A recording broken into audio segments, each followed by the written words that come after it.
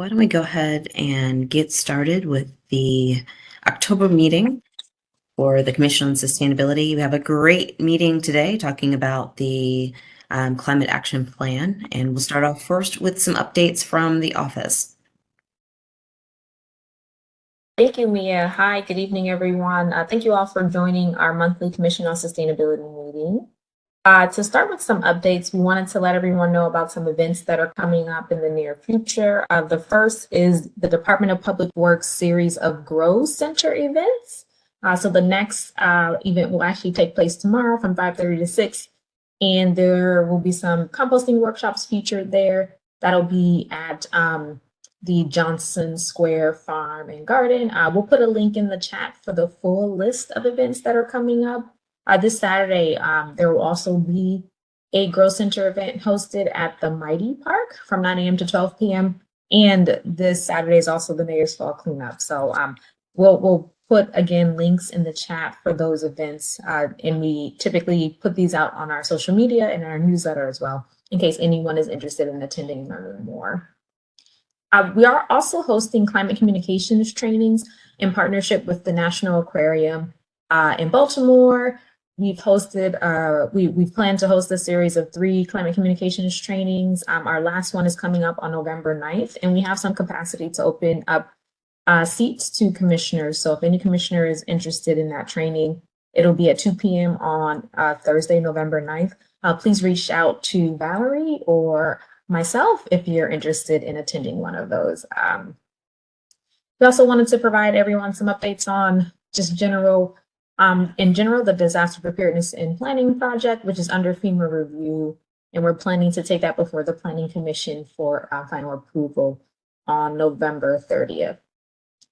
Another event coming up is the Ghost Rivers ribbon cutting and walking tour. So we heard from the project last month during our People and Water topic for the Commission on Sustainability, and they'll be hosting a walking tour on October 22nd as well as November 11th. So if anyone's interested in that project and learning more about some of the buried streams and just learning more about the ghost rivers in general, we encourage you to check those out, and we'll put the link for that in the chat as well. Tonight we're going to be providing a really deep dive into our draft climate action plan so we can get feedback from folks on the call tonight and continue our public engagement process through the end of this month. So I'll pass it back to you, Mia, and then we'll get started over it. Thanks, Ava. I'm actually going to just pass it right on over to Valerie for us to take this deep dive into the plan. I'd like to thank the commissioners that were on the Technical Advisory Committee for their input with this, and then thank you all for the input that you'll be giving through the public comment period. So, Valerie, I will hand it over to you. Thank you. Thank you so much. I'm going to share my screen, so let me just get that queued up.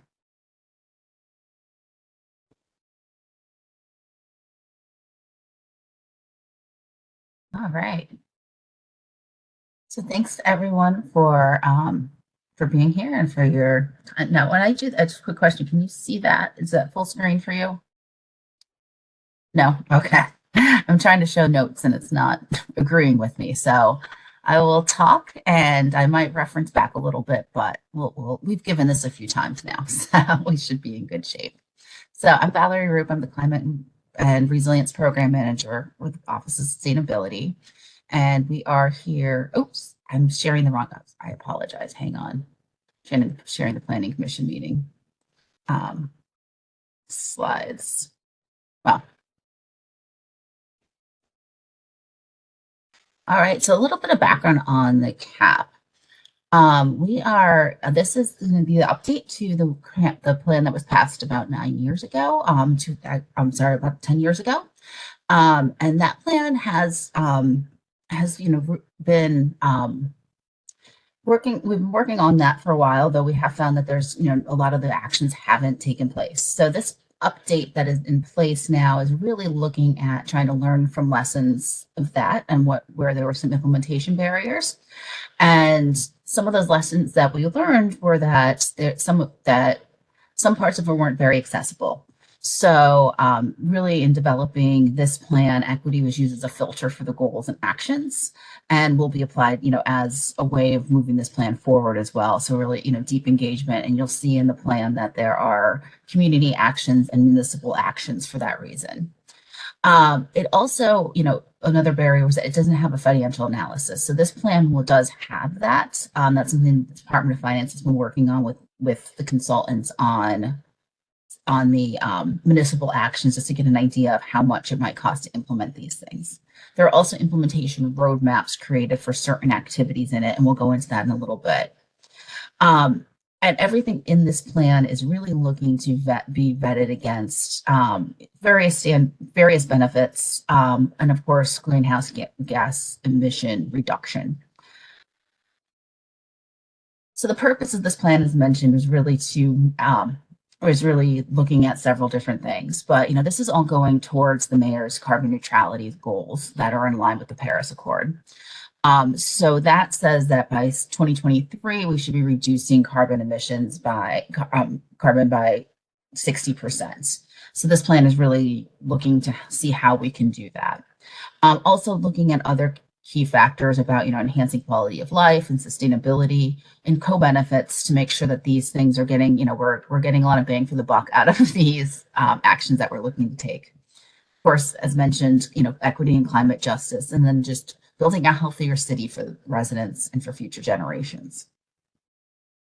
So the content of this plan, there are several sections in it, and we'll certainly go through how to access the plan later on. But it really starts off with just developing the purpose, putting forth the purpose, how we're taking action, what the targets are for reducing greenhouse gases, and then how we'll carry out the plan.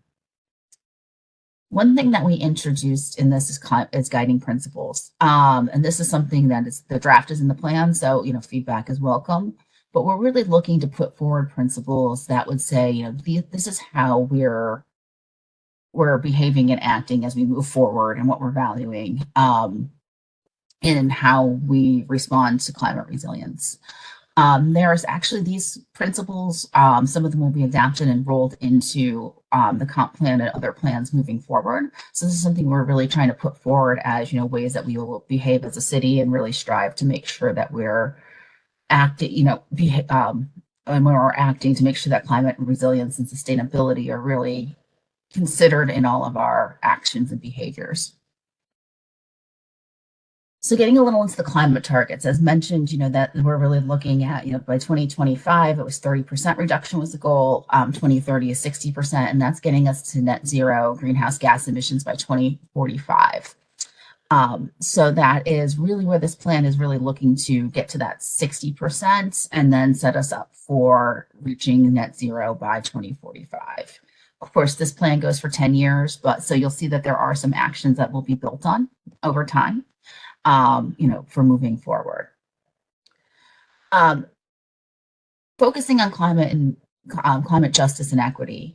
This was something that, we certainly all see that, there's been people omitted from plans in the past, and that it's not always been as accessible. So there's great action that was taken in the development of this plan, to make sure that there was a wider net cast and that everyone had an opportunity to have a voice, particularly frontline communities.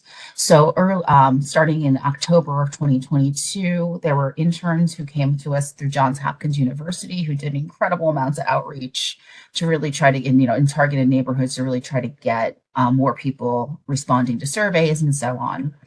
These are people who are going to be affected by this plan. In a lot of cases, people who are affected more. So, it's really important that we elevate them and really help get them involved in this as much as they would like to be involved. So So where we are so far. As I mentioned, this started in October 2022. This timeline really just starts with the beginning of the year. But right now we are in the public comment period. So what we'll be looking at moving forward is taking those comments, incorporating them, getting this finalized, and bringing it to the Planning Commission and the Sustainability Commission in December for approval. Just a little bit about the engagement that has occurred. We've had over 2,300 unique engagements. That's not counting what's been happening this month through the public comment period. We've already had several meetings, including a public meeting earlier this month. We had a meeting of the Resident Advisory Committee, the Technical Advisory Committee, and additional community and nonprofit groups that are very climate focused. And we've talked to the Planning Commission about this as well. So, we're getting the word out in that way as well and engaging with folks. We also distributed toolkits to several hundred neighborhood associations, city council offices, nonprofits, and other groups to try to help raise awareness for this public comment period so that, folks had flyers and social media graphics and newsletter blurbs to put out to their own communities in hopes of getting more people to respond to this plan and give us their comments. We did have over 500 survey responses and over 350 people signed up for workshops. So it made some reach, and there was a lot of comments to distill. So a little bit about the emission sources, because this is going to be feeding into where these goals came from. It just needs, so the city, if you're looking here citywide, in the assessment of this, it's 64% of greenhouse gas emissions are coming from buildings. So you'll see a great emphasis on buildings in this plan. Transportation bringing in 23% and waste bringing in 13%. So those are the three main categories that we are looking at in the plan, though they're not the only ones. If you look here, you'll see that, what we've achieved so far. If you look on the left-hand side of the screen with the green line, if we don't do anything, we'll actually lose some of that, and we will go down. So we really do need to, there needs to be some very significant action taken for us to be able to reach those greenhouse gas, the carbon neutrality goals by 2025. A target trajectory, if you see, just goes straight down by 2025. But the first, so we do have some work to do, and this plan is designed, it was intentionally put together to really calculate what the greenhouse gas emission reductions are expected to be so that we can reach those goals. This is the reduction pathway. So you can see, I'll give you a moment to look at it and talk you through it a little bit because there are a lot of colors here, I understand. But, you'll see here that there's, this is by 2045. But it does outline, where the emissions will be by then.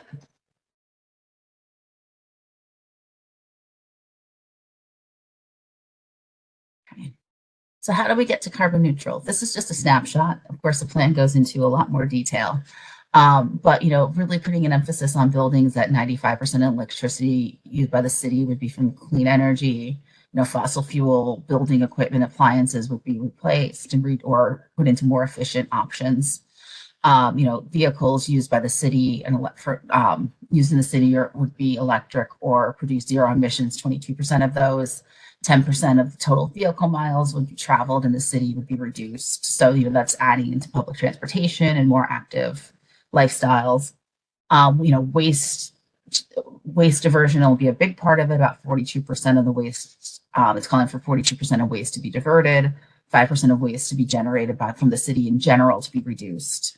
And of course, off-road equipment is switching to 15% of that switching to electric or net zero emission. And then alternatives, and then 5% of wastewater emissions would be reduced. And we'll get into this in a little more detail momentarily. So actions we'll take. So, looking at this, this is really, in buildings, this is looking at, there's a lot of resources already out there that we'd be helping to promote on the state level. We'd be looking to work with energy providers to, the utility providers to see how we can build the grid, make sure the grid is built up so that we can support greater use of electric sources. And then, looking on, solar and, how that's going to be transitioning in neighborhoods and how houses and buildings will be set up to have easier fits for when they're ready to get solar panels. And of course, looking at ways then thereby reducing the energy that's going into those reducing energy as well. And, switching, helping people just promote the switch from natural gas to electricity or other zero emission options. For instance, one of the things we talked about with Rec and Parks actually mentioned was, that when it comes to electric, they're also looking at geothermal and things like that. So we wanted to make sure that in the plan, we're not saying just electric though. So I just wanted to point that out. So these are the specific actions that are in there. We certainly, there will be, they'll be in the plan. So we're not going to go through them all in detail because there are quite a few of them.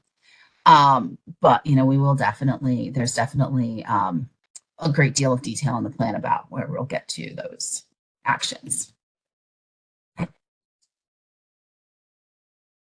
And then transportation, a lot of this is looking at, alternatives to using single vehicle fossil fuel vehicles.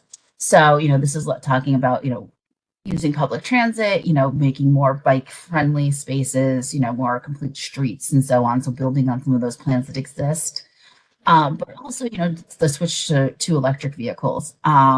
There's several different things, just several different actions in there that are focused on everything from charging to, promoting incentive programs and so forth.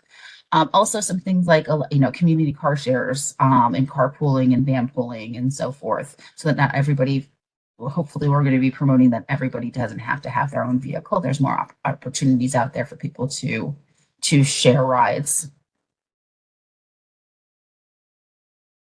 And then waste, we're looking at, compost, building on the solid waste management plans, which is looking to do a great deal of waste diversion. We wanted to build on that and expand on that. So looking at composting and, just different ways to generate less trash, reducing water and promoting more of circular economy, working with local businesses and so forth on that.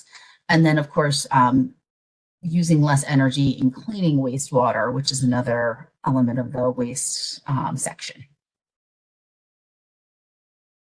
And then, of course, there's going to be other actions that we need to take that don't fall right into those categories. A big part of that is really looking at education, outreach, and awareness, and engaging with communities. That is something that, we have, we're going to be using to promote all of this plan, because we can't do this alone. Everyone in the city needs to be involved in this. Everyone who comes here, will be playing a role in this as we move forward. So, really looking at how we can get out there, spread awareness, really help support community efforts and so forth.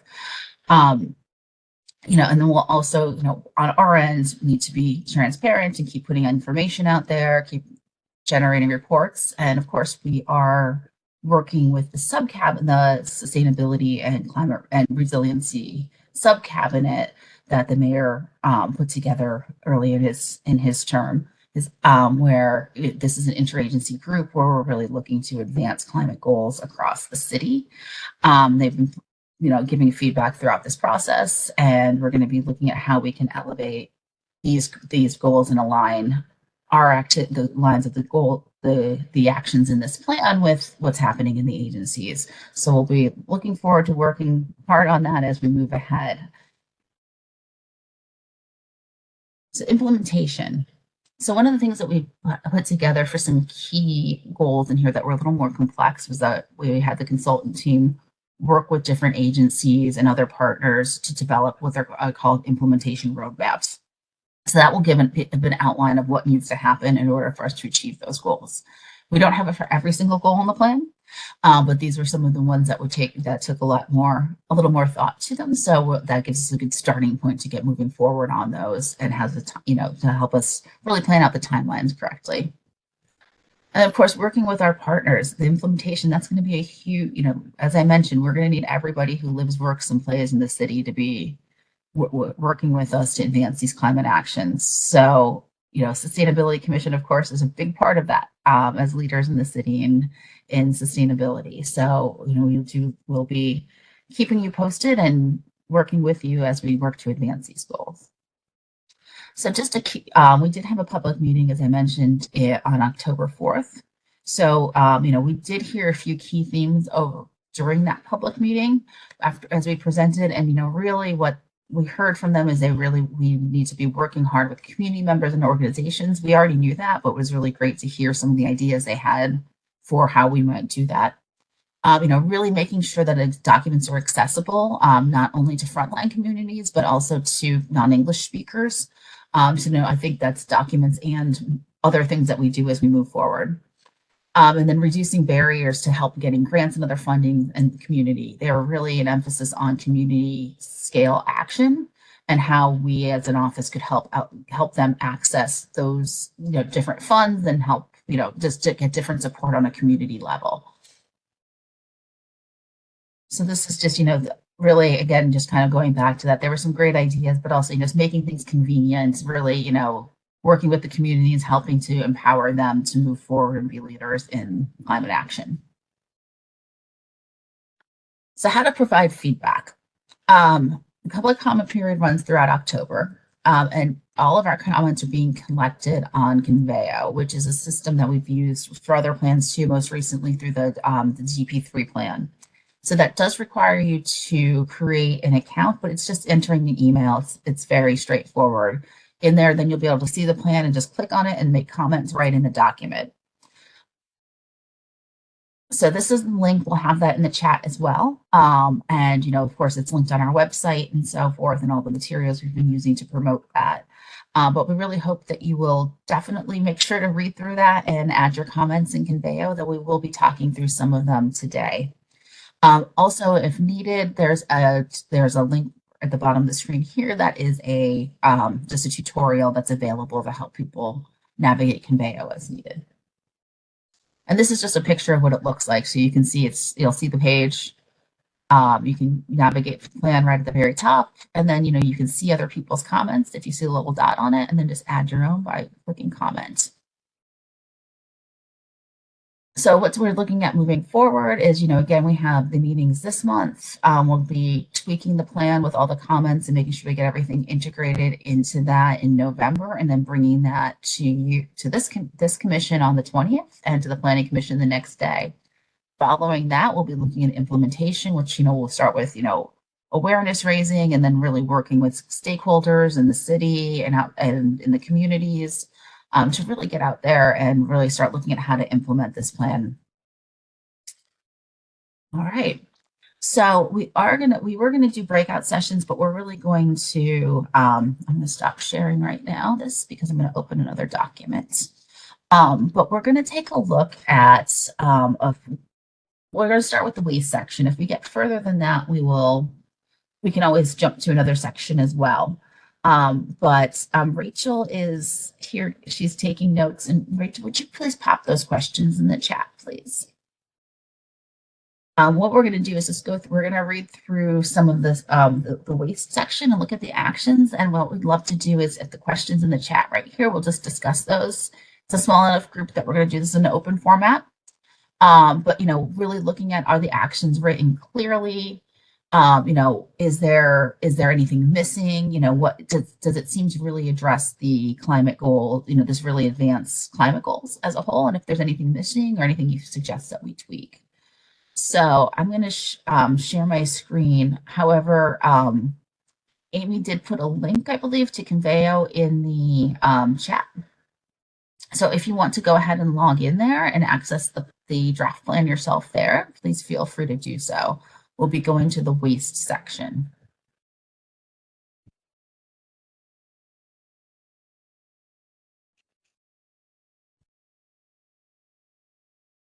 Apologize, I just have to scroll from switching between the two screens.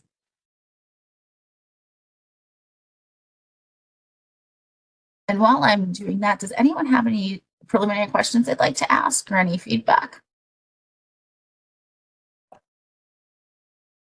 Valerie, just a quick question here for everyone who's not a commissioner. Please feel free to weigh in on this public comment period. This is for you as well, since this is a public meeting, and we really do need to have as much feedback as possible. We're going to have some notes taken, and this will be captured as part of public comment. So thank you. Thank you.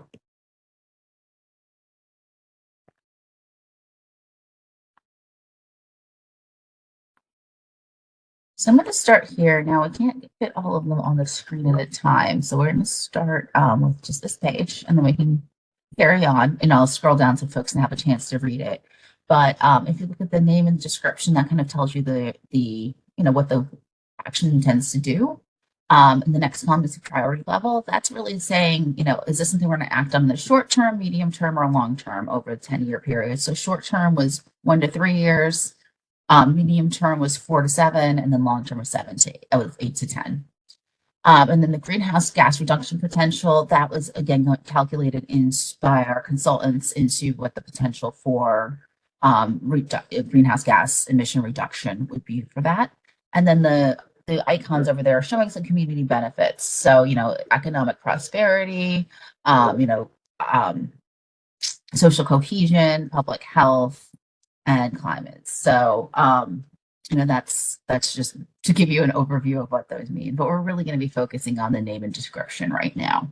So I'll give everyone a moment to read that, and then I'll scroll down to the next page so you can read the rest of those, and so we can talk about them a little more cohesively. And then Valerie, are you able to answer the question in chat about the timeline rollout? Oh, I'm sorry. I have it on I can't see the chat when I'm sharing the screen right now. I apologize. So just the rollout timeline. The rollout will be, it'll be approved hopefully by the commissions and at the end of December, right before the winter break. So we'd be starting to look at, what next steps for January, for the first quarter of 2024. Thank you.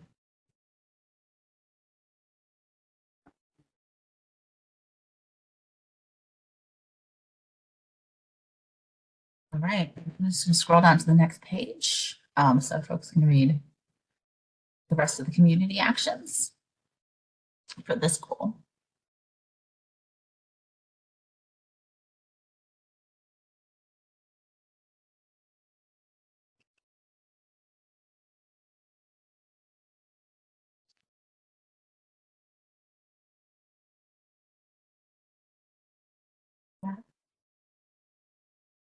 And so when we're talking about community actions, these are ones that are not only the city acting on them. You'll see below, which we can go through in a few minutes, there are some additional, there are actually some municipal actions specifically, which actually there's only 2 of them for this one, so we might as well read through those as well.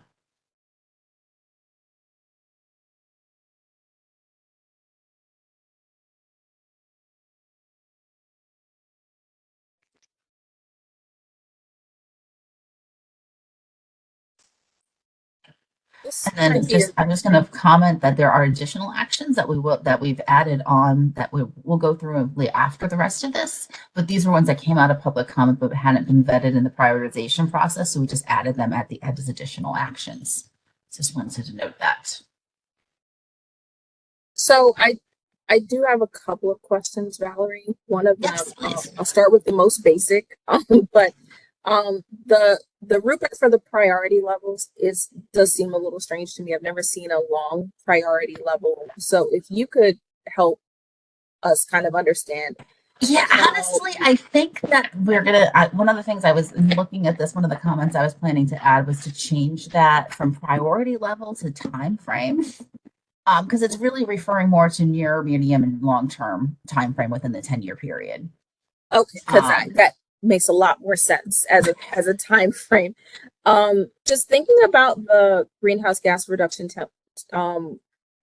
potential, and I see somebody asked a question about how is it going to be measured or modeled. So I was wondering that, and also wondering if it is significant to note that none of these have a potential that's greater than whatever the low range is. I haven't seen ranges, but why is that? And do you have any thoughts on if there are other actions should be taken that may potentially have greater impact? So some of them are low because they build on one another. So they might be a preliminary step to get to a higher impact one. And some of them are, along are things around like education and awareness, where you're not going to get actual outcomes of carbon reduction from doing that. But we feel essential in order to get people mobilized and get those things to happen and change. So, for instance, some of these involve, a lot of the work, and it would be developing policies or, hoping that getting legislation moving forward and things like that, which as an action in and of themselves would be pretty low. So that's where some of those come from. And then in things like composting and so forth, where, this is something that's in the solid waste management plan and something that we want to see happen here, because it is, over the long term, it does really add up. Waste is it's the lowest one of the three categories of generating carbon emissions. So the ones around buildings tend to be higher just because they're creating more emissions right now. So, if that sounds like something we might need to add a little information about in the beginning of the plan, because it's not coming forward in that. So I think that's certainly a great comment to add in. Yeah, I think I'd also welcome some sort of assessment of overall impact, since the scales that we're currently using, your point that some of these things build on one another, which also means that if one step is not executed well, that others would suffer.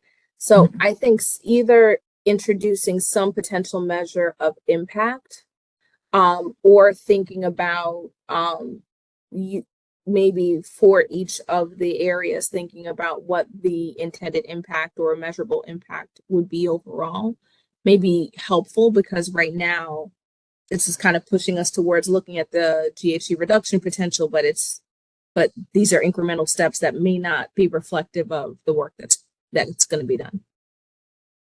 Thank you. So I apologize. I don't see anything I can't see the chat. So I'm going to please just pipe in if anyone would just let me know if there's anything in the chat we need to address. But I'll go through and start reading some of these goals, and just, first we want to look at, do they make sense? Do they make sense to people? We're really, this plan is written from a 5th to 8th grade reading level. And so we can make sure that this is accessible to everyone. So, making sure that it makes sense. And then, of course, does it have a greater, does it seem like it's advancing the overall climate action progress? And then, once we get through the rest of them, if there's any, suggestions of things that you feel like are missing or really need to be tweaked, we'll look at it through those 3 lenses. So the first one is implementing citywide composting, which is implement organic food waste composting and provide compost for free to residents and businesses. Just if anyone can, I guess, raise your hands if someone, or if Amy or Ava, if you could call on people. I apologize, because in sharing my screen, I can only see a few faces. Valerie, I can help you out. Right now, there aren't any hands raised. Okay. So I guess that we'll take that. Does that make sense to everyone? Advancing. Well, I actually did have a quick question about if there is an opportunity to if there is a policy change that's needed or another step in order for something to be implemented, if there's a way to indicate that in the chart. I mean, we have not, we did go through what would have to happen in those. So we could certainly see if we can incorporate that. Some of those it'll be captured in the implementation roadmap, but we don't have implementation roadmaps for all of the goals. There were 10 that were selected for the implementation roadmaps. So we can certainly like an asterisk. That sounds like a great idea. So that people will know to refer to some things so they can cross-reference. Just to add to that, there's a lot of there's a lot of other plans across the city that address various different topics. Oftentimes, climate action plans do particularly look at the reduction of greenhouse gases, and though that's not the only important measure that we want to be conscious of in the rollout and the implementation of this plan, we know there's other citywide plans that accomplish other goals centered on adaptation or greening, or things like the Complete Streets manual that supports other goals. So we know the climate action plan can accomplish a lot, but every kind of like goal or action that we know has to happen in order to meet broad citywide climate goals may not be reflected here, but it could be reflected in other city plans though.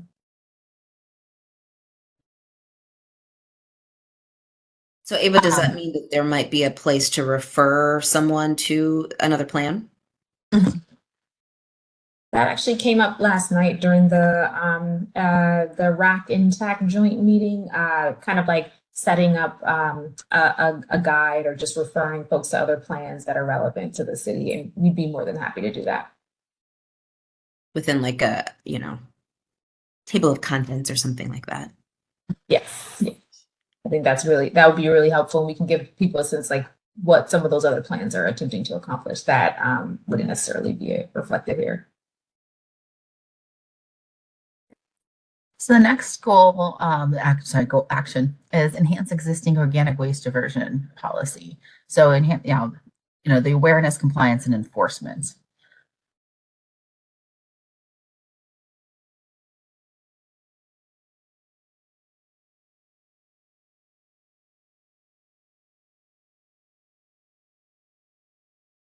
And I don't hear anyone, so we'll move on to the next one, and we can always go back to these afterwards once we get through them if anyone would like.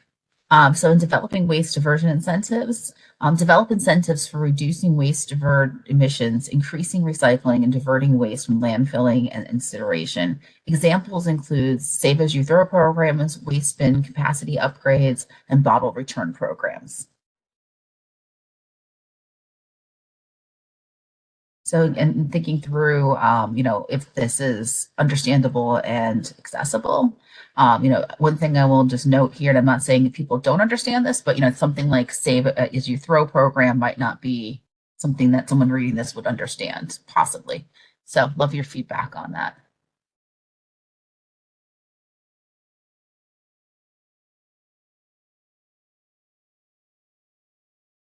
I do have a question. Yes, Is there, please. oh, wait, can I talk or do I need to put it in the chat? Oh, please. Oh, okay, okay. Is there anywhere, because I will admit I haven't gotten a chance to review the whole entire plan, but is there anywhere that you kind of state like what organizations you may work with to implement the description for the community action? Like, for instance, promote or partner with local businesses that use local recycled materials. Do you have a list of organizations that you may partner with? We do not have a list of potential partners in there. In the implementation roadmaps, there is some discussion of that, but not on a specific case action by action basis at this point. That would be one of the things we'd be looking at through implementation. Gotcha. Okay. Oh, I'm getting pop-ups And then- coming from the room. Yes.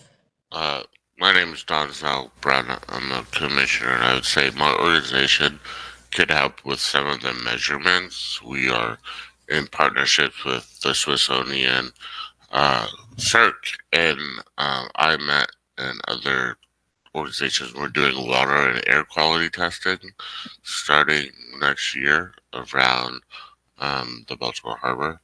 So if there were such a list, I would hope that we would be on such a list because we could provide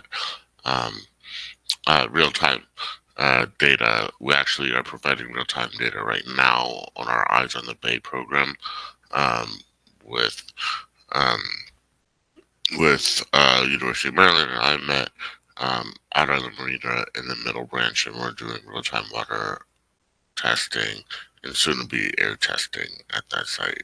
And we'd like to collaborate with others who are doing the same thing. Wonderful. I'm sure we will definitely want to be speaking with you. So thank you. And then we do have a hand raise. Jerome. Yes, good afternoon, everyone. Thank you for letting me be on and talk. I was trying to put things in the chat, but I guess this kind of relates to the incentives part. And there was a section where there was a mention of most vulnerable communities. I think I heard that.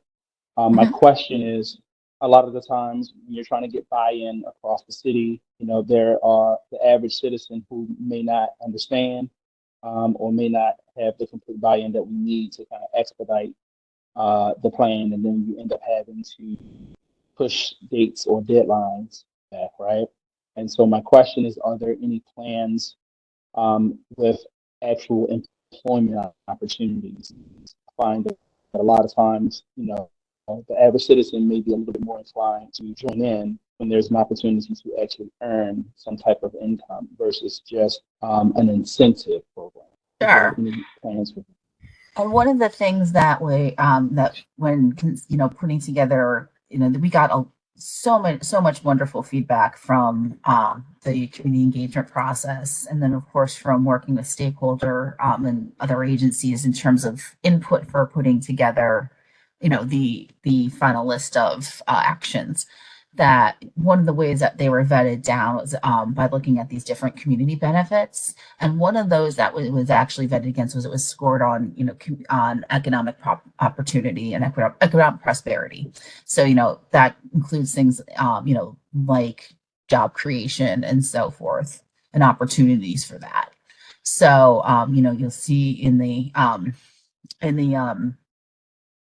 little dollar sign in the circle, that's showing that that's one that has, that was identified as a community benefit for having potential for economic prosperity. And just for reference, the little one that with the purse with the save with the dollar sign is, savings for the potential for savings for the city.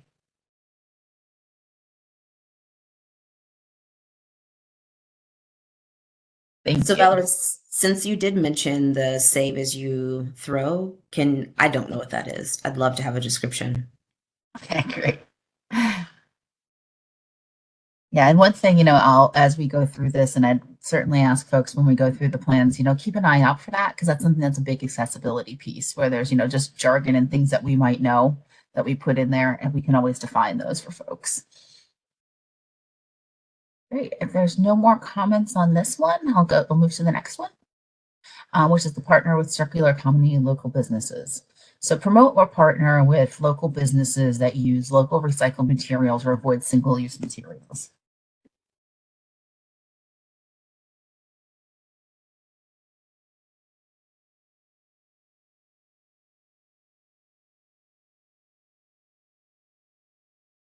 Okay.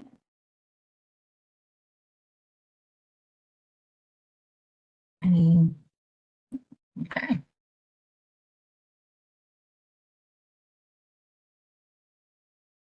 Move on to the next one then. Establish waste community leaders. So establish or expand programs for community leaders, students, resident advisory council, faith-based institutions, nonprofit organizations, and others promote waste management at a neighborhood level.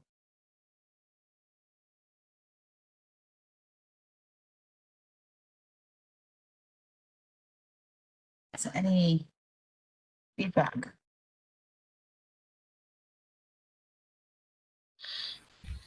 I would just to reach out, and I don't mean to be too invasive in this conversation, but with my organization, with edgy.org, I'm speaking on behalf of that organization, not as a commissioner. We do have funding and programming that deal with waste management. One of the things that we are doing uh, is having young people collect waste in the waterways and turning them to floating wetlands. I think in this plan and the community actions plan and a lot of things that we're doing, I think that if we speak about coalitions around this plan, I think that would be very helpful to bring organizations together that are doing this work and it's not redundant in the sense of whether it's um, whether it's composting or whether it's water cleanup. I think there's some opportunity here for a more comprehensive um, engagement with the community. Wonderful. Thank you. Great. Anyone A else? question in the chat, Valerie, from Brian. It says, for the circular economy, local business action, would there be efforts to educate other types of businesses to go circular? In addition, would there be any support to provide new businesses that want to enter the circular economy space? At this point, I will say there certainly could be. Part of this in some of these cases, like this one, we're really looking at things like developing something new. So part of what this goal is, this action would be putting together, what the priorities for any kind of initiative would be. And then working with, seeing out who's out there and working in that already. So I think, that's something that they certainly sound like fantastic things that would be included in that. But we haven't yet. We're putting to the plan at this point. We haven't developed any programming or outreach for it yet. But we would love to get your great ideas when we are developing that, because it sounds like you're very inclined to thinking about that.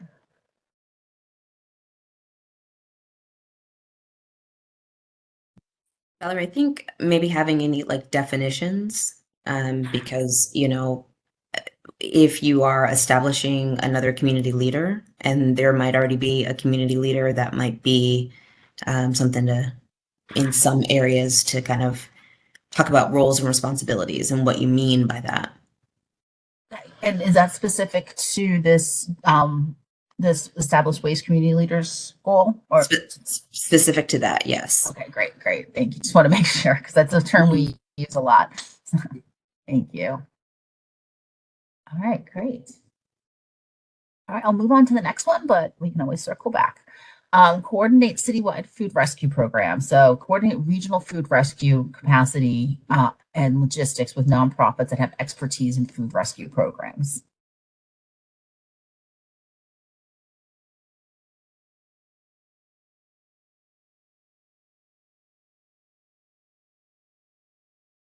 All right. So that's, again, relying on partners in the community and hoping to empower them as well. Encourage water savings program. So encourage water conservation program. So this would be, more education outreach. So. And we do have another question in the chat from Zolna asking whether or not we can clarify what you need, or I guess what we mean by food rescue. And I can help answer that. Food rescue is kind of looking at food donation. So instead of sending food to be landfilled or incinerated, if it is edible and fit for human consumption, ensuring that it gets to feed people or potentially even animals, but it's using that food for higher use, because we want to make sure as much food as possible gets eaten, but it's great if it gets composted, but that means that we missed an opportunity to feed someone with it in that case. So does that answer your questions on that? Okay, great. I have a question. Regarding the citywide food rescue program, and this may be a little far-fetched, but if you all maybe aren't able to actually create instead of creating a whole new program, is the Office of Sustainability able to fund programs that already exist that are already doing the work? That's, certainly something we could, we're looking more at coordinating rather than running. So we really be looking to, help augment and support as best we can. I'm not, we'd have to, honestly, funding is something we'd always have to look at, and see where things are available. But yeah, we're not necessarily intending to come up with our brand new own program. We're really looking to coordinate with those regional organizations that already exist.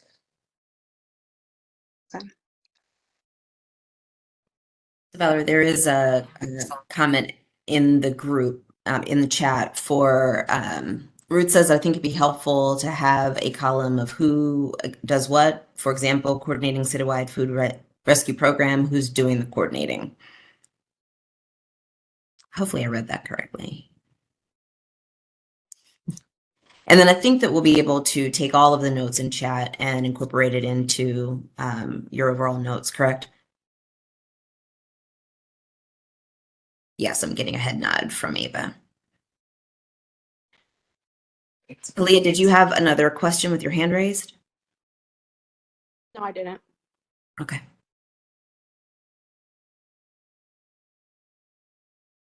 Move on to the next one.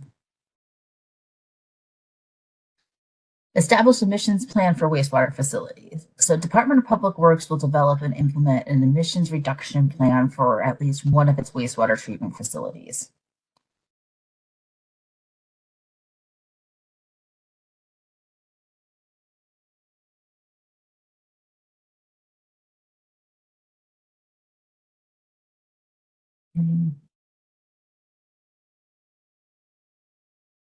Lots of We feedback.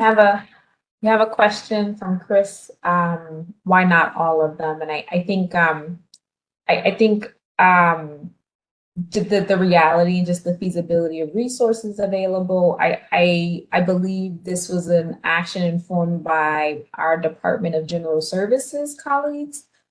So definitely we would want to aspire to that goal, but I think there was maybe one facility that may have stood out that had a larger portion of, or contributed to a larger portion of this municipal emissions, or what is emitted based on or due to citywide operations. And that was kind of the thought process, but certainly we can explore, explore being a little bit more ambitious with the goal.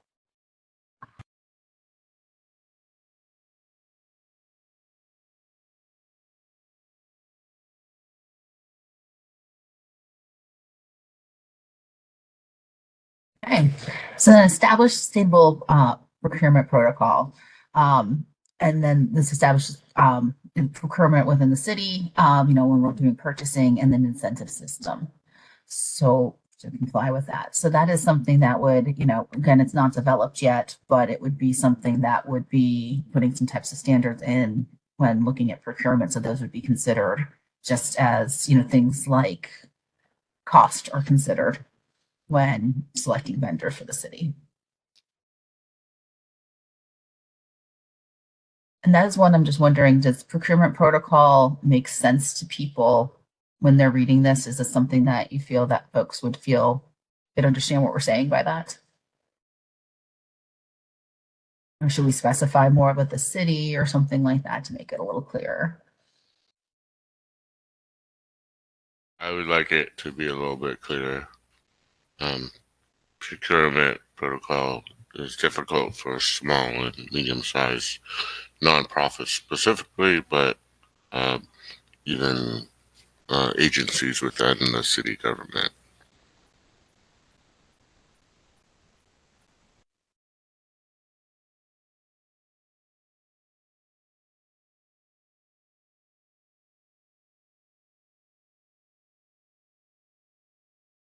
Move on to this is one we hadn't read through yet, but there were some additional ones that came in again after the prioritization had already occurred that we wanted to make sure were captured. So we put support waste diversion diversion and reduction programs. So this is supporting the implementation of stormwater management plan, particularly the action focused on waste diversion and reduction programs. Then so that's more just backing up, just saying these other plans exist, and we want to make sure to enhance that. And then explore reducing energy use at wastewater facilities, proactively pilot projects and explore ways to reduce energy use or effectively recover energy sources at wastewater facilities. And then the final one is develop construction and demolition waste diversion pathways. So develop pathways to address construction and demolition diversion that promotes the use of recycled and reused salvage materials in new construction. Just want to see if anyone has any recommendations or thoughts about those.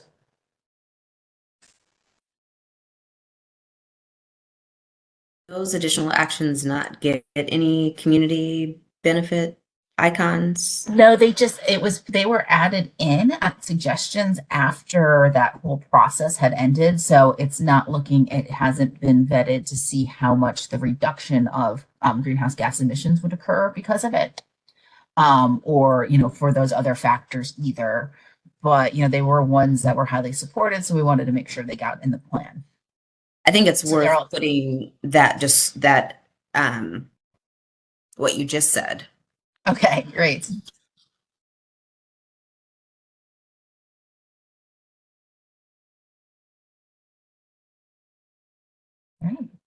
Any feedback?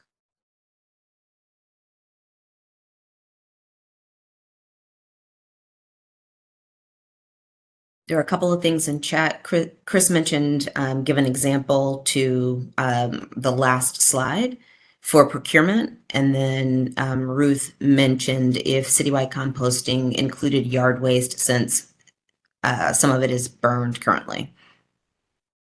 Okay, so starting with the first one, procurement is, it's a process that you go through when you're going to be doing purchasing or, hiring vendors or so forth for the city. So there are different factors that need to be considered when you're when you're entering any kind of purchasing. And, cost is of course a big one in that. And there's, other things like there are women and minority owned business requirements and things along those lines. So this goes for, so one of the things that we're recommending in this is that there be something added that shows some sustainability standards in that. So that will be considered when when things are being are being contracted or purchased, and that would be vetted along with those other factors that are already considered. And then I apologize, would you please read me the second one again, just to make sure I'm. The second one just mentioned about yard waste being burned, and is that included in composting? That I don't think we discussed. So I don't believe it would be. And if yard waste was a I'd want to choice. make sure to clarify that before answering. Yeah. And I can chime in and just say, I think that's something that would be more specifically addressed in the solid waste management plan that DPW released, but and not necessarily getting to the details of that in this plan. But yes, it would include yard waste and other compostable materials, including compostable food wares, as well as food itself, or other organics, I should say. And another question was, are incentives associated with the additional actions?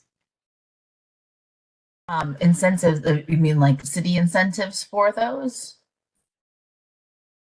I just want to make sure I'm being clear. I'm answering the question correctly. Rebecca, you might have to come off mute and ask the question.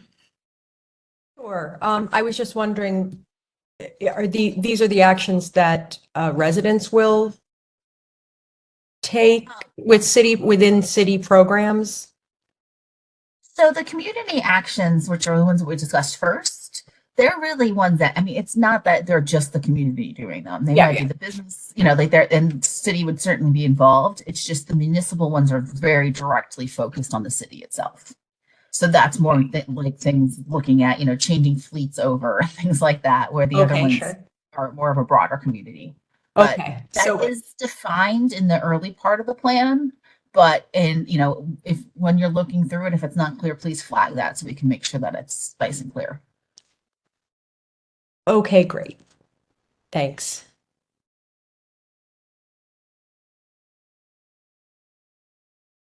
There's nothing else in the chat or any other comments. We can't move on to another section. We can all take on transportation. Just want to make sure everyone has a moment to, just get any thoughts, or if there's anything that you feel is missing from what we went through. There was one more question. Has there been outreach to urban farms? And I would say that there likely has been, just with all the outreach that we've done, but we can make sure that there's some more direct support and outreach there.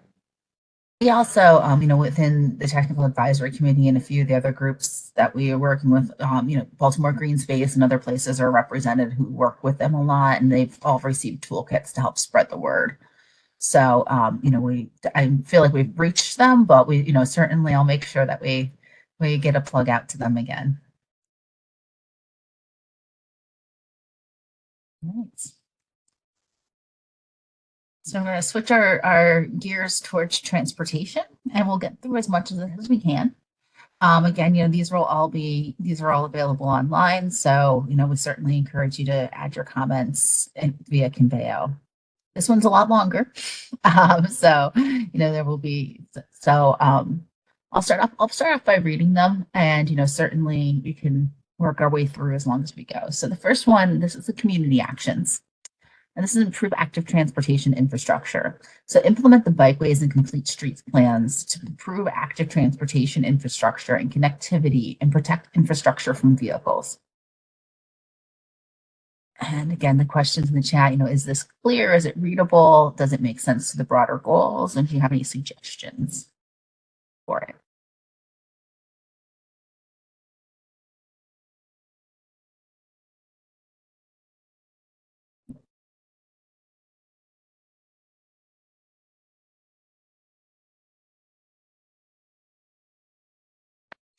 All right, I'm not hearing anything right now, so I'll move on to the next one. What do you mean protect infrastructure from vehicles? I think it's talking more about bikeway infrastructure, I believe. Okay, so bikeway or pedestrians, we should probably clarify that.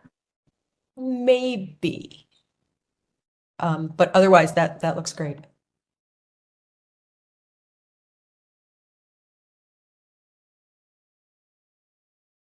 So the next one is support transit-oriented communities. Ensure that land uses close to transit stations are oriented towards people and not auto uses. Require inclusion of affordable housing in transit-oriented development and enhance access to amenities by active in transit modes.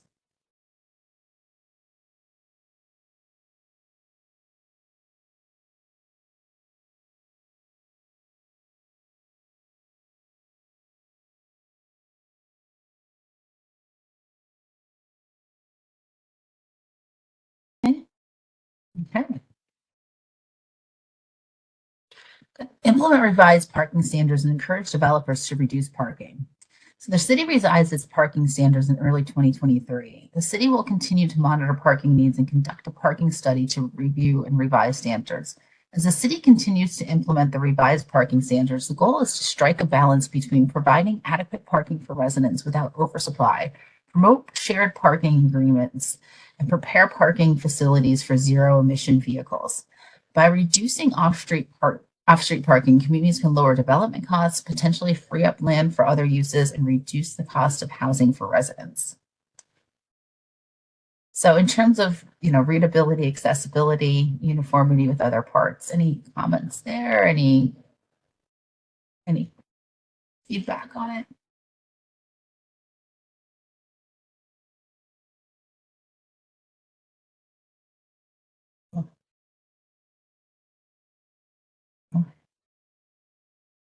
Okay.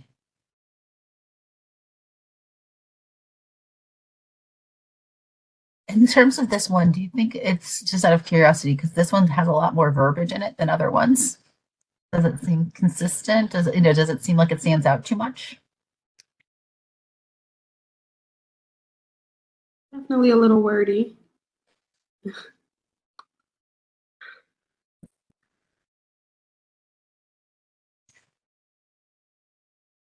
All right. And then the next one is promote and expand existing commute trip reduction programs. So promote and expand existing commute trip reduction programs, such as the Maryland Transit Administration Commuter Connections Program and iRide Baltimore.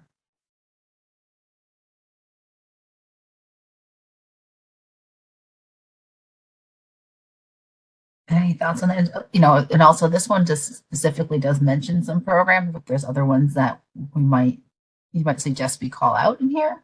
That's also some great feedback as well, if anyone has that. Is there anything in the chat at this point? Nothing in the chat, but I'm curious, since this is a 10-year plan and programs tend to change names over time, is there, I'm actually not familiar with iRide Baltimore, but is there a way to kind of give an example of the types of program, and you can name specific ones at a later point, but the type of program might be more helpful than a specific program. That's a good idea. And maybe, we can even potentially identify those existing programs as in part of an appendix or something, like as an example, but that makes sense. Great. All right, anyone else? All right, then I'll move on to the next one. So this is around incentivizing micromobility. So provide incentives for residents to purchase micromobility vehicles. For example, those being e-scooters, e-bikes, bicycles, and so on.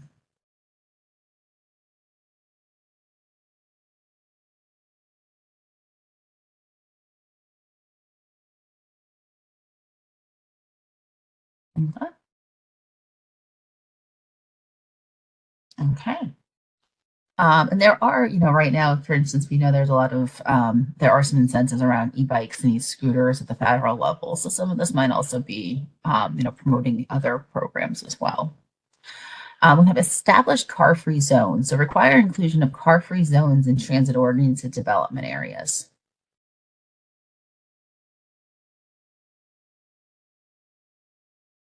So that could be, areas where there's other cities are doing this. Actually, I was just in New York not too long ago, and not terribly far off, Times Square and other places are all going car free, different really urban center areas since the pandemic. We don't have them identified right now, but that would be with the transit oriented development areas.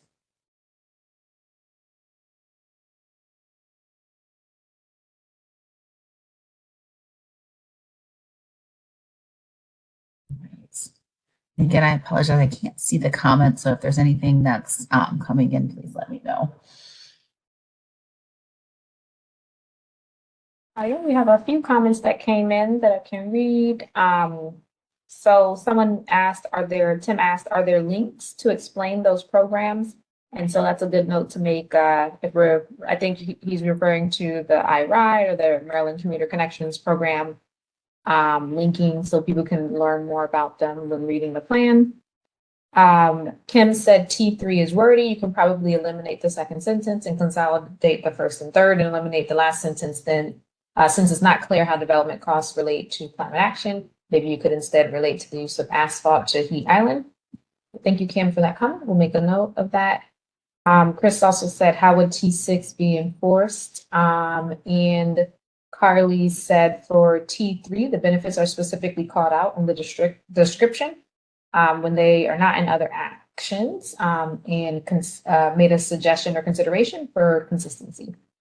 Thank you all for those comments. So we'll move on to the next one. Improve transit for low-income neighborhoods. Improve transit frequency and quality for all of Baltimore, prioritizing connections for historically disinvested neighborhoods.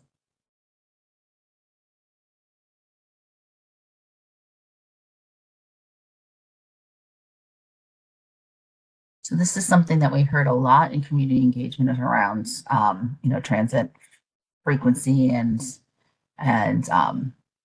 where it's going, and where it's convenience as well. Could you scroll up just a little so I could read the darker yellow part? Oh, okay. Gotcha. Valerie, I know that the department has identified those neighborhoods. Is there a way to make sure that that is included in this document somewhere? Definitely should do that. Yes. Thank you.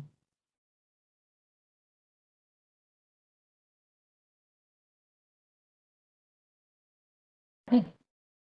There's no other comments. I'll move on.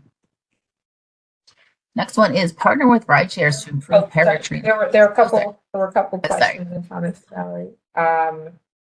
Sorry about that. So Kim said for T3, do we have alternative transportation to support a car-free zone? The population that works in Baltimore is not the same that lives or plays. Eliminate only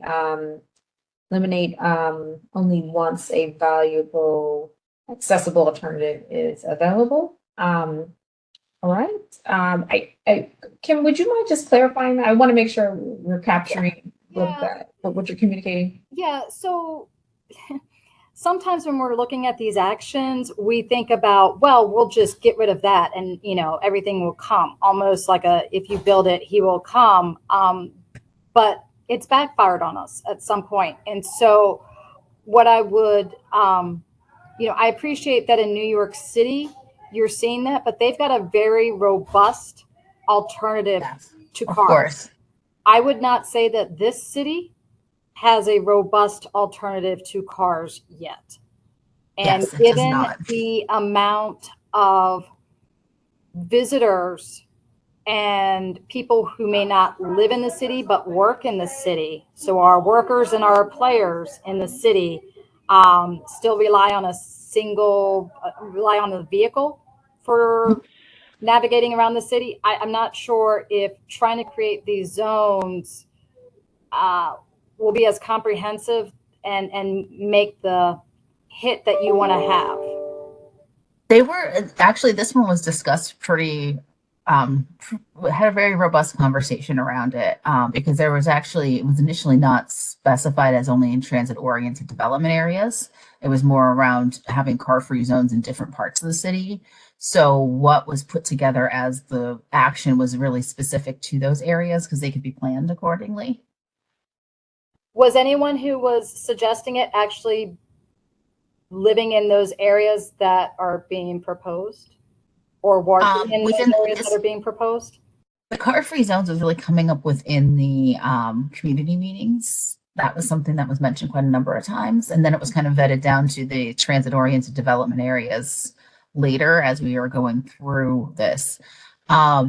In terms of that, we should certainly look to see because, it's in the community meetings, as you know, it's not always easy to see exactly where a specific person's coming from and if they live in that area. We see them at sign-in, but we don't necessarily know who's specifically speaking to us about that. So we should definitely, certainly talk about that. And maybe we even look at, whether it's require or change the verb in that to explore or something like that if we need to. And would this be something that have to go through the planning department? I mean, for zoning to make sure that there is Yeah. a definition.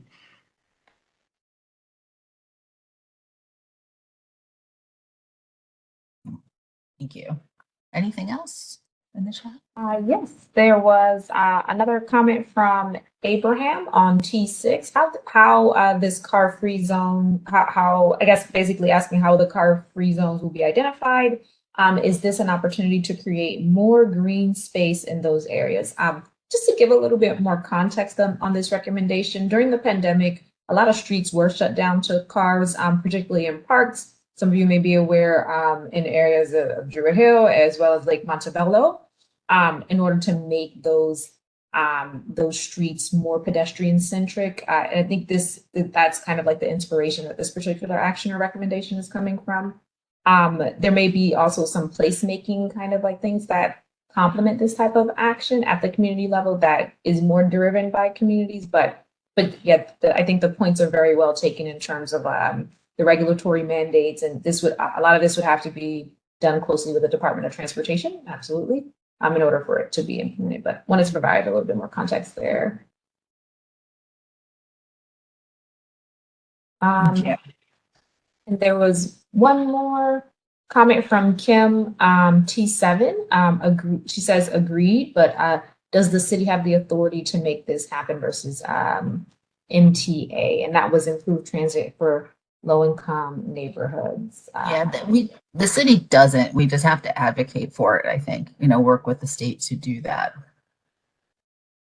So then should the verb be advocate to MTA to improve that frequency? I think that would make sense in changing that.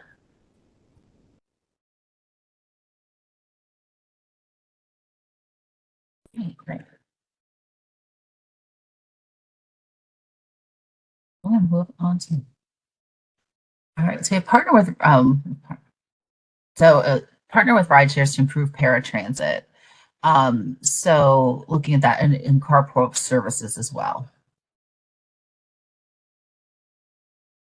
Because one thing that we had heard that a lot of the paratransit is an area where there is a lot of reliance on single-use vehicles because of the necessity for different pieces of equipment that are needed to get people around.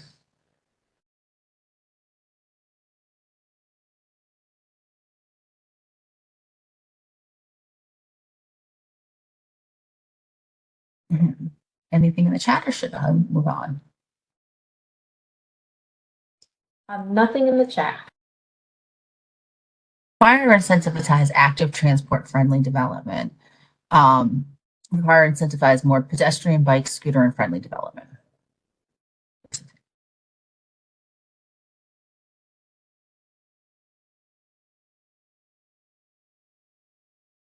Okay. And then promote the creation of EV sharing program, electric vehicle sharing programs at a hyper-local level to offer greater access to electric vehicles to more community members.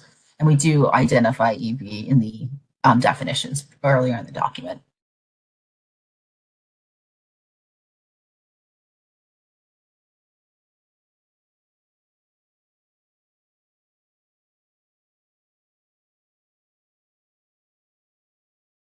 Okay, so expand publicly accessible electric vehicle charging infrastructure, ensuring that resources are equitably distributed and available along main routes and in popular destinations.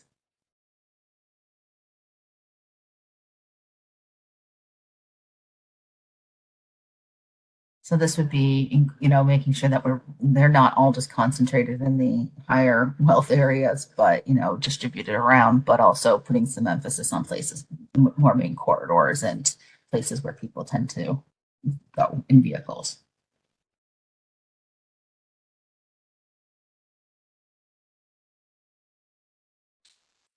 Right. And so we have promote zero emission bus transition, support the transition to electric vehicles for public transit. So this would be another one that would be working with the state to see how we can help advance that.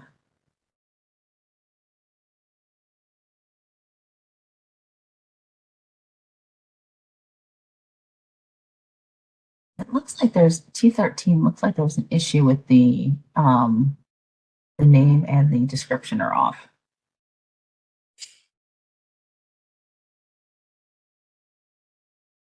Because the description doesn't align with the name. But that one would be really around promoting the electric car ride share programs. So we'll definitely get that in the edits. And then work with gas stations to install EV chargers. So promote the creation of EV sharing programs at a hyper-local level to offer greater access to electric vehicles to more community members.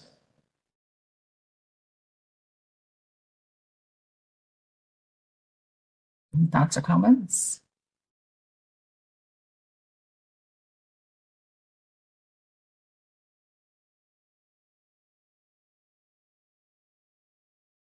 Is there anything in the chat? Yep, we just got something in the chat from Kim. And for SFR properties, how can we encourage installation of EV charging stations at the property and develop standards, protocols for changing or for charging on street roads, i.e. the court crossing over the sidewalk? And SFR is single family residential. So where you have the larger detached homes, they may have a front yard.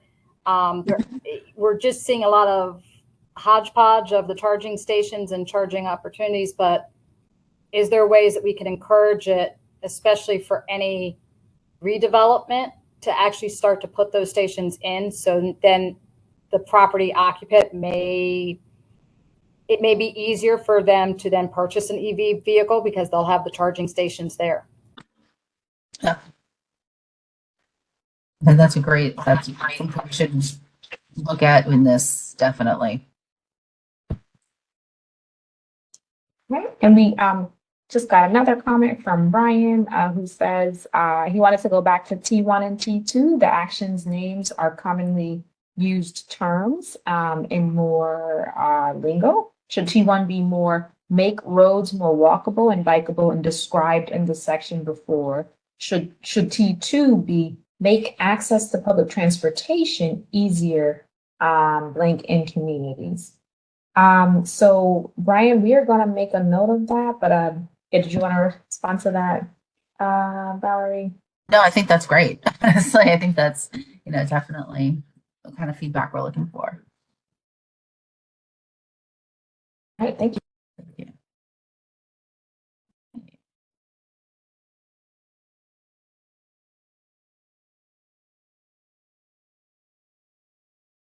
So looking at the municipal actions, we have incentivized sustainable commuting programs such as discounted transit passes and parking cash out programs for city employees.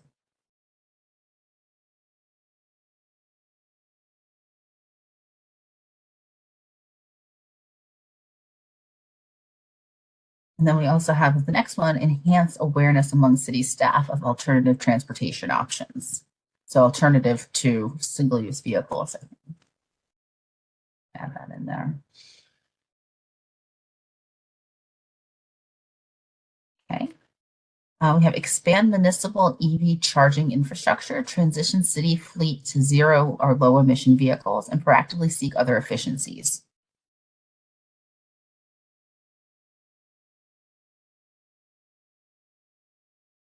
So there is a pretty big one in there about transitioning the city fleet.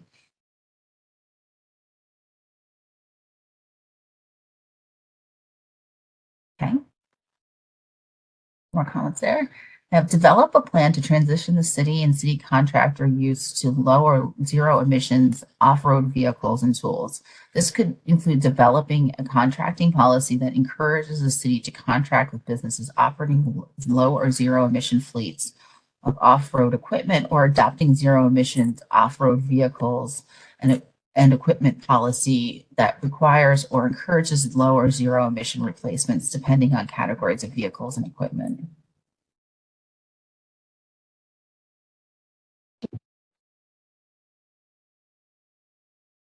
We have a comment from Kim, just mentioning DPW's new Grow Center van is an electric vehicle, and there are a couple of examples of other agencies that do have EVs across the city. So I don't know if we have those numbers, but yeah, maybe that's something to consider highlighting, kind of like where that transition stands currently.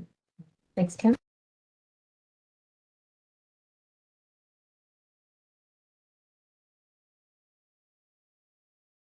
It supports state public transit efforts, supports state of Maryland efforts to improve and expand public transit in Baltimore, particularly east-west connections. That was, again, one of the additional actions, one that was added in afterwards. It does actually relate to some degree. I think this one relates to that one that's previously in the community actions about improving the system itself. Where that, one of the things was around really where the bus lines go. Public transit lines go. So.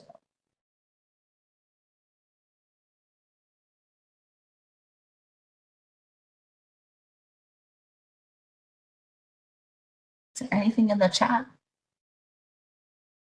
We have a question from Kim, who asked whether or not DGS fleet management is ready for this transition to EV and how this will affect staff, materials, and equipment needs.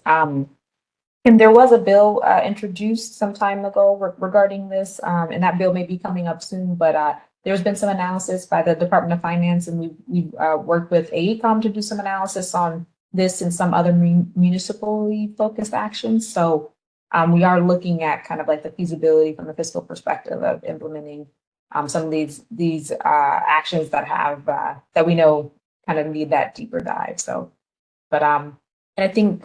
And that's Carly, go ahead. Yeah. I was gonna say that's actually why this goal is around developing a plan to transition. It's not about actively transitioning. We'd expect there to be transition occurring during the 10-year period, of course, but the action itself is really focused on getting the plan to make sure that that's feasible and everyone would work well.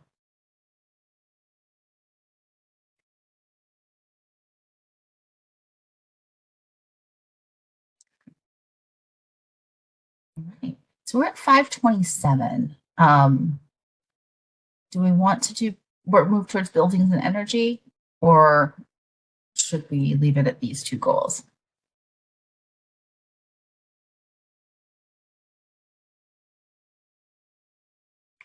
I think it's worth moving to energy since we have some experts in the room.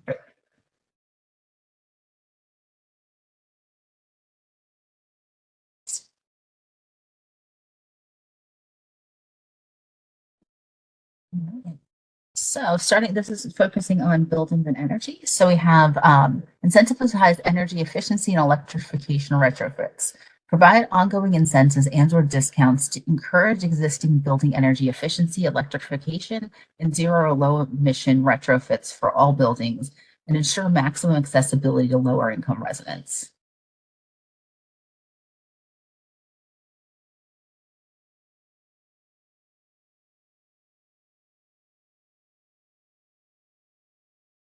Okay. The next one is proposed green zoning regulations such as density bonuses or by right zoning for efficient building, zero energy readiness, multifamily and mixed use areas, and transit oriented developments.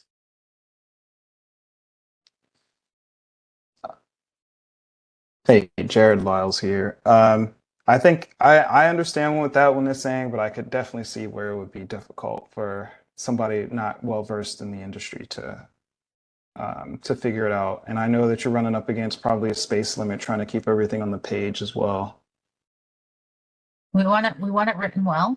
So if we have to add pages, we add, I think, or, cut out in other places. There's some that we've already identified as a little too long. So I appreciate that.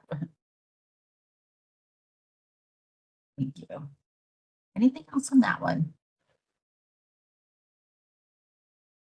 All right. So Valerie, we're just going to let the comments that are written there kind of stay as part of the written record, and for commissioners to kind of come off and pop in for the interest of time here. Great. All right, so you have adopt green building standards for new single-family residential construction and major renovations.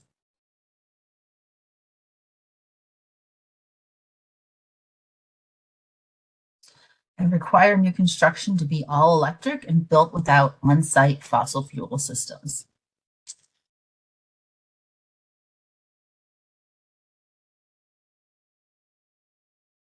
All right. See anyone popping in? So I'll move on. We have develop a residential energy efficiency and electrification program to enhance transparency, awareness, and literacy regarding energy efficiency, energy use, electrification, and renewable energy options for homeowners and landlords, with a focus on those with high energy burdens.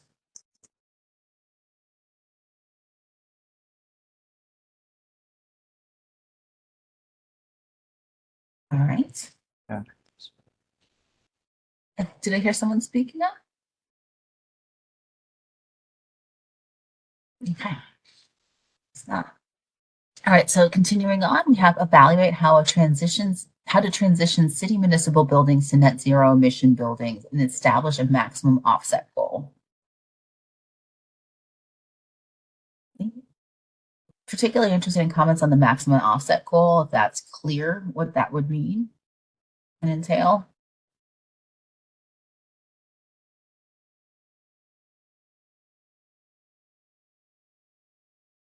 Okay.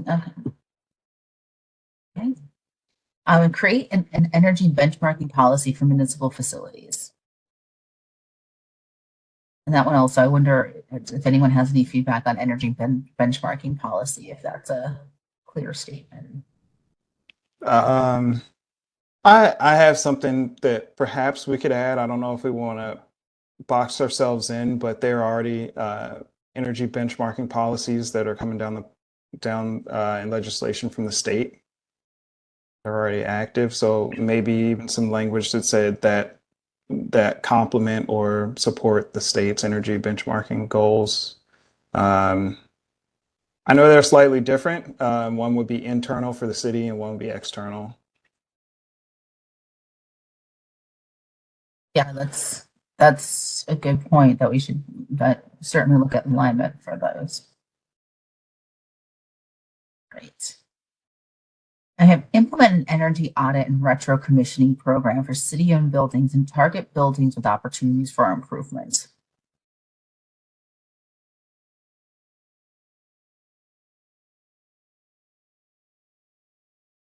Is retro commissioning something that a term that most people feel are familiar with? I don't know that people would maybe know the difference between an energy audit and a retro commissioning exercise. So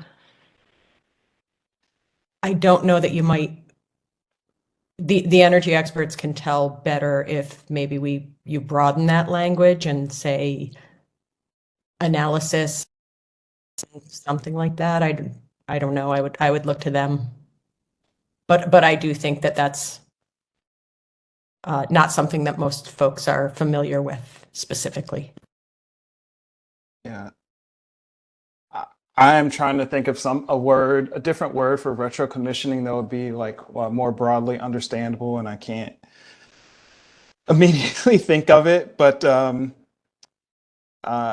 think it could dilute the language a little bit to say just like operational improvements that could reduce energy, because that's essentially what retro commissioning is. But yeah, it's hard to be brief and not use a lot of jargon. So I get that. Building Examples, systems. program.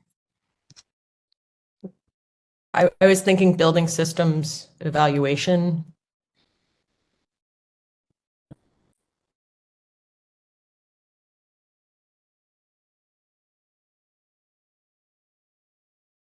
We had some comments in the chat about it as well. So we'll make a note of it. Kim mentioned or Amy mentioned building system retrofits. So yeah, we'll revisit that and make sure we capture all the feedback about that and the points about aligning with the state's BEPS program as well. All right, and the next one is develop fossil fuel free requirement for all new construction and major renovations for municipal buildings.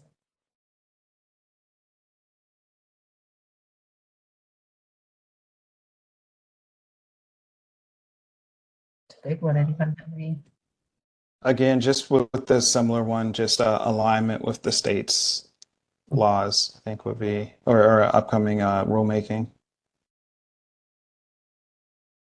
Mention of it.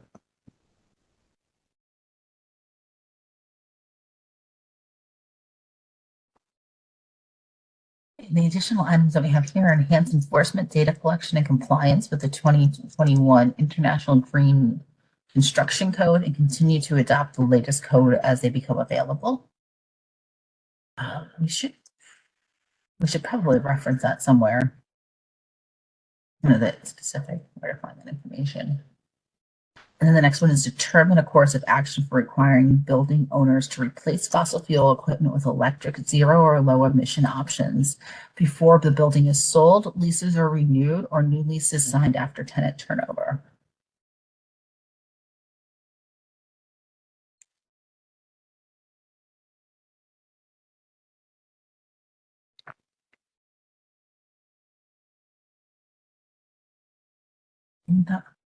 Okay, I'm not hearing anyone. All right, so we have gotten through those.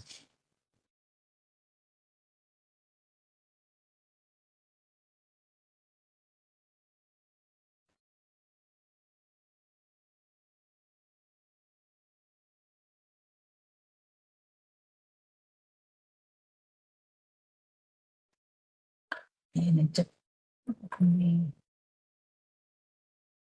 I think so. Sorry, I was going to say, I think it might be helpful to put the Conveyo link again in chat for everyone to go back and add their additional thoughts. Thank you so much for this deep dive. I think this was really helpful. And then it sounds like it would also be helpful for people to share that link with others who might have thoughts about it as well. Yes, thank you all so much. We got through a lot today, and I know there's going to be a lot of comments for us to sort through, but that's exactly what we want. We so appreciate your thoughts and feedback and expertise, and it's all to make a better plan for the city. So thank you. Thank you. And then, Valerie, is there anything, for those that might have never done public comment before, do you have any suggestions on the type of feedback that is helpful in the process, or the type that is just really not that helpful because it would take, a whole tutorial? Sure. I'm making this So, up. I think, some of the things we were talking about today, really about, does it make sense to you when you're reading it, especially if you take off your lens of knowing a bit, this is a sustainability commission. These are people who are interested. Members of the public who join are already interested enough to join this. Is this something that makes sense to people outside of that realm? And then, when putting on your other hat, does this make, does does it seem that we're hitting all the marks that we need to be hitting with this? Are these the right actions for the city? And then, of course, looking at each going through, so kind of that broader perspective. But then when you're going through it, if there's areas where, so a lot of the things we're adding questions in today that were being discussed, about each particular goal, if there's something that seems to be missing from it, or it's not clear, or if it's, there's a question that you raise, like, how are you going to do this? Or what about this? Those are great things to add in for us so that we can make sure to vet those through.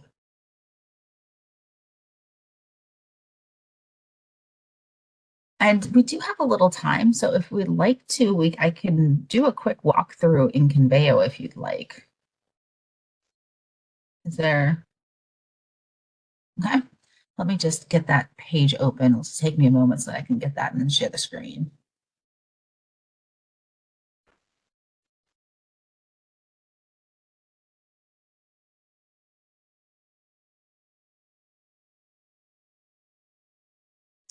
Okay.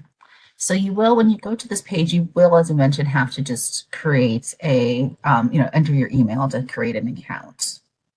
Are you seeing the screen? We are not seeing your screen. Now Okay, we how about are. now? Okay, great. Yes.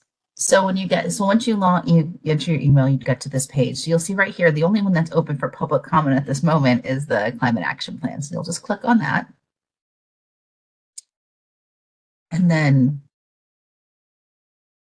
I'll just do this on the first page so you can see. But if you wanted to create a comment, you just click on the space that you'd like to. You'd enter your name, your email, and your comments, and then it'll ask you what kind of comments it is. So you can say, it's just a general comments, it's a recommendation or an idea, it's a question that you have, or something that you're answering. You will be able to see others' comments on here. I'm sorry, and then you just have, I read and agreed the terms and conditions and post, and that's it for each of those. You will be able to see other people's comments on here. So when you see that thing that says answer, that's a lot of times, somebody asks a question and someone else will answer their question for them. So that's honestly, you can go page by page, or you can skip to pages if you know where you'd like to go. And you can, this is skipping to the next document when you go to this bottom part that's next. So that will get to the appendixes. So if you want to stay on the main part of the plan, you just stay here and go, navigate through the pages right at the top. Valerie, you might also want to show how people can view comments that are already in the document and either like or comment each other's comments. I see if I can find a comment here so that we'll just make a comment quickly. Oh. Sorry, one moment. My left click button isn't working, so I'm having to do this a little.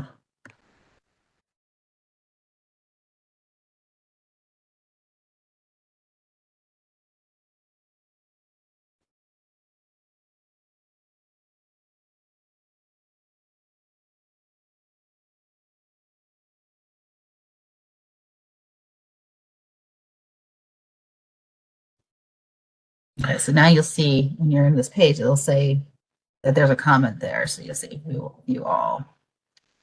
You can click on that.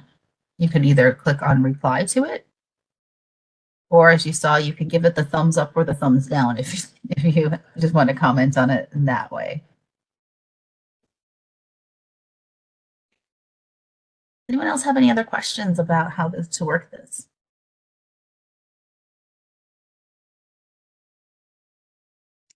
There's a question in the chat. Will this document have to be reviewed by the state? This one does not. The previous one was not. So we were not planning to have the state review it.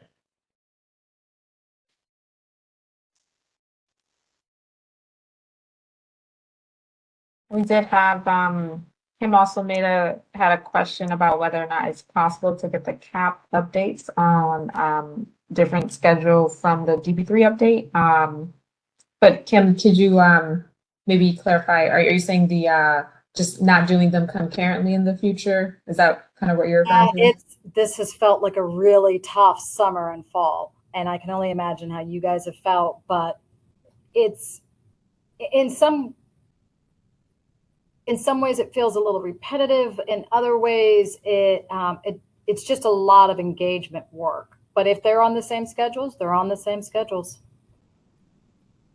Yeah, it was I think the CAP is really intended to be updated on a more decennial basis, on a 10-year basis, and the DP3 is a 5-year basis, and they just kind of overlap this year. But definitely in the future, I don't think we want this to happen concurrently either. So absolutely, we know we were asking a lot of people, and we do want to coordinate so that there's not too much overlap, but in terms of the engagement and the solicitation of feedback. So great point.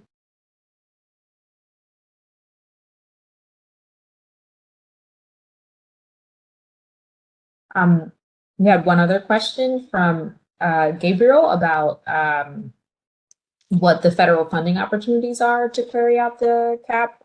In particular, we're looking at the climate pollution reduction grants, which are provided to state and local governments to support climate pollution reduction planning and implement actually regional primary climate action plans. So we're hoping to learn more about that process and what it could look like regionally, but it does present a really great opportunity to support funding for CAP implementation.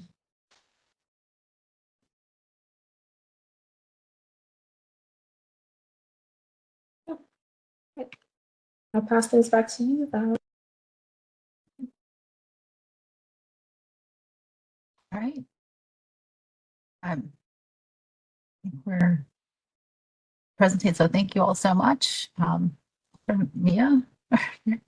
So I just have just a couple more things. One, the link is in chat. All of the comments that have been placed in chat will be, I am not sure if they're going to be uploaded and placed into Conveo, but we will have it as a part of the official record for the public comment period. Again, this is a document that will serve the city for the next 10 years. And so we encourage you to share it with your networks so that we can look for those alignments where there might need to be alignments, look for readability, and look for feasibility. There are things that are aspirational, and we might need to make sure that we have the levers in place down the road and the advocates in place, and we're thinking about everyone to be on board so this can be a citywide effort, and we can all be on board and help to promote this as a citywide effort. For our next meeting, which will be on November, hold on one second. I don't have the date in front of me, November 29th. So we're going to skip a week for Thanksgiving. Wednesday, November 29th will be our next meeting from 4 to 6. And that's where we're going to focus on our youth-led climate and sustainability efforts. And so I wanted to see if there were any other questions before we close the meeting. And Ava, if there was anything about the scope of the plan. I'm probably not saying it quite right, but just so that we have a feasible plan. Oh yeah, absolutely. Thank you, Mia, and thanks everyone again for the feedback.